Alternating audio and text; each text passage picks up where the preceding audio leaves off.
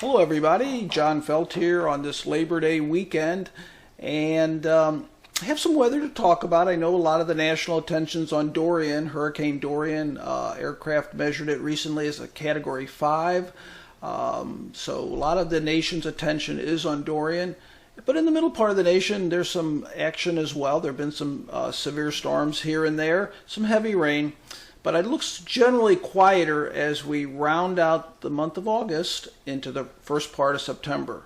So let's get started with today's weather briefing. We look at precipitation over the last week. You can see that Iowa, very little. The eastern Corn Belt, which is running dry, I'll show you the drought monitor right in this area, right in here. Let me go back here and put the pointer on. Right in this region where we need more rain, not a whole lot. The Kansas really got a soaking rain. Western Missouri over towards the St. Louis area, some very heavy rain. But pretty much outside of this area here, really not that much over the last week, very scattered. Now we have two air masses here. You can see it in the moisture here. Here's the dew point. Look at these 50 dew points. Who would think Labor Day weekend, 50 dew points. And down here to the south, 70. So we have one air mass here, which is a dry air mass.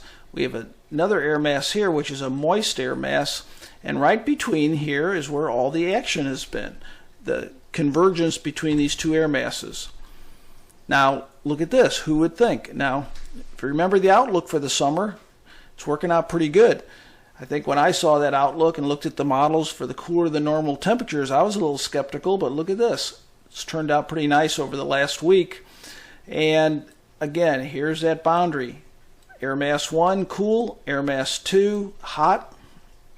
Right between the two is where all the action has been. So as far as the drought goes, not a whole lot of the Corn Belt is in drought, but we do have some moderate drought right along the Iowa-Illinois border and the Illinois-Indiana border. But generally, this is the area that needs most of the rain, has missed, and needs more rain. So it would be nice to get some more precipitation in that region. I don't see it offhand. So I did mention Dorian. One of the trends has been the track has gradually been pushing offshore. I think that trend's going to probably continue, but look at how wide this cone of uncertainty is. It could go anywhere from here or it could go anywhere here, which is amazing how wide this is. But I think models are gradually coming to a little bit better agreement.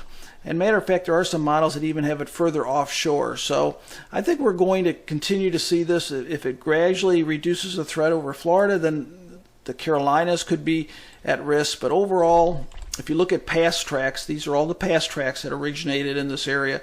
Most do come in here and curve off towards the north and northeast. And that does seem to be what this is trying to do. But again, it's going to come awful close to Florida over the next couple days into early next week, and that's going to continue to be monitored very closely. Other than that, a couple other areas, some weak disturbance moving this way, something coming off the African coast, but nothing that looks like it would come up into the middle part of the U.S. for the next couple weeks. Okay, so right now we have a couple things that we've been talking about for a long time. It seems like we have this big ridge of high pressure sort of been going back and forth in this area. Then we have this dip in the jet stream, and this dip in the jet stream is what's causing our cool and dry weather. So we go forward here, what do we see? Well, we see this ridge of high pressure gradually push off to the east and sort of expand up towards the north in week 2. And then this dip in the jet stream pushes off. So if you would look at that, you would think we got a little bit more time with the pleasantly cool weather, but then it looks like back to normal temperatures. And you can see that here as we get into week 2. Week 1, we still have below normal temperatures. Week 2, we have above normal temperatures. Again, the reason why is that ridge aloft is building over the region. So right now, as long as we have that boundary, we have this stationary front defining it, and there'll be some scattered showers and thunderstorms. And I want to say scattered. I think most areas we're looking at 20 to 40%, not widespread. So when we look at the precipitation over the next week, you can see just scattered precipitation. Most areas not getting a whole lot. So very scattered over the Corn Belt over the next week it's not going to do a whole lot to alleviate the drought conditions, except on localized type situations. Here's Dorian's rainfall. Here's the tropical rainfall moving in this region.